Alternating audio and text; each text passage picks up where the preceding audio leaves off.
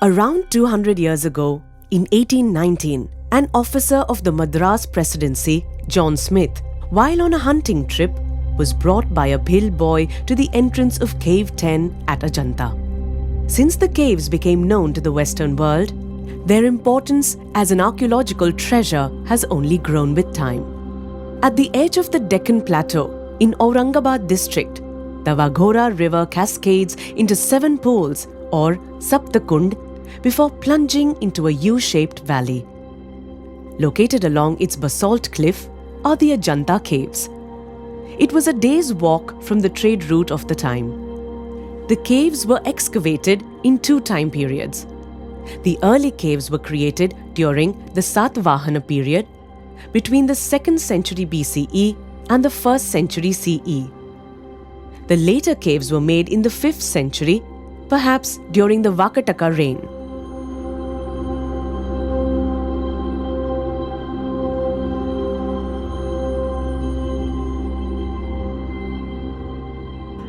A lot of what we know about how these caves were made are from the inscriptions. Inscriptions in Cave 10 reveal that merchants, monks, and ordinary people gifted parts of the cave. The early caves were thus created through collective patronage of the Sangha. 2 Chaityagrahas or prayer halls, Cave 9 and 10, and 3 Viharas or residential caves, 12, 13, and 15A, are from this period. The arched entrances clearly distinguish the Chaityagrahas, Cave 9 and 10. The Chaityagraha houses the stupa, the sacred axis of the cave. It represents the Buddhist path or marg. The cave interiors mimic wooden halls of the period. The visible impressions on the roof tell you that wooden rafters were once part of the ceiling. The pillared hall is decorated with paintings. These are the oldest known Buddhist paintings in India, laden with expression and emotion. They narrate stories from the previous lives of the Buddha, known to us as the Jatakatha or the Jataka tales. Almost half a millennium after the early caves, a new group of caves began to be excavated. The accurate chronology of these caves is still a matter of dispute. The accepted period for these caves spans from the 5th to the 7th century, though many researchers now subscribe to a much shorter chronology.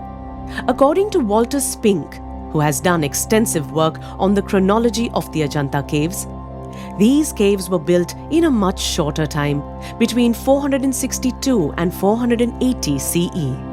Most of the later caves were built through aristocratic patronage, as revealed through inscriptions etched at the entrances of the grand cave complexes. Inscriptions from this period tell us a lot about the cave patrons. Outside Cave 26, an inscription reveals the close relationship of Bhaviraja, a minister of the Ashmaka king, with whose support the noble monk Buddhabhadra created the Cave 26 complex.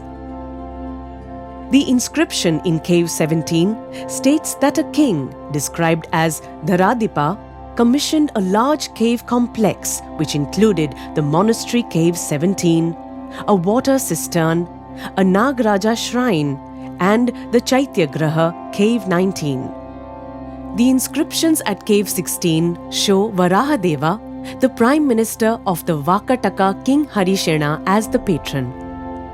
The inscription states the influence of King Harishena from Malwa to Kuntala under a king who very few of us even know existed.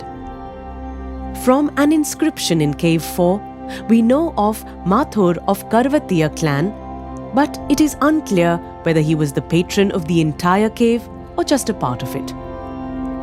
Though there are no inscriptions in Cave 1 and 2, Spink suggests that King Harishena and his queen might have commissioned the caves. It is very evident that the later caves had the patronage of kings and influential people. For example, the Chaityagraha, Cave 19 at first glance, seems similar to Cave 10. But the stupa at the rear end has a Buddha image. By the 5th century, worshipping the Buddha image had become an accepted part of the Buddhist iconography. The arched ceiling now has stone ribs mimicking the wooden rafters of the early caves.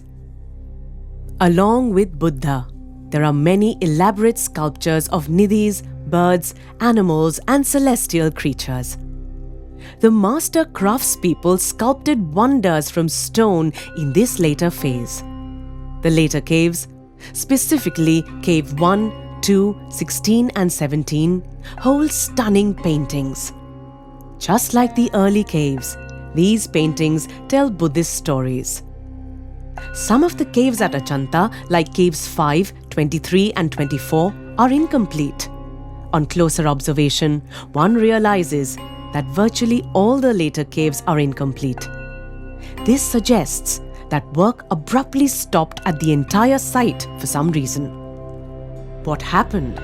Why did Ajanta recede into a disused site, inhabited by bats, bees, and animals?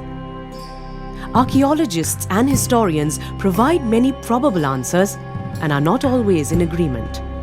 Some cite the fall of the Vakataka rule to be the reason. Others cite a rise of a Brahmanical wave and the eventual disappearance of Buddhism from the cultural and religious map of the region. When rediscovered, the site was said to be inhabited by a few sadhus and the local Bhil tribe. Today, the site attracts thousands who seek to discover the treasures the caves hold. As you walk through Ajanta, you realize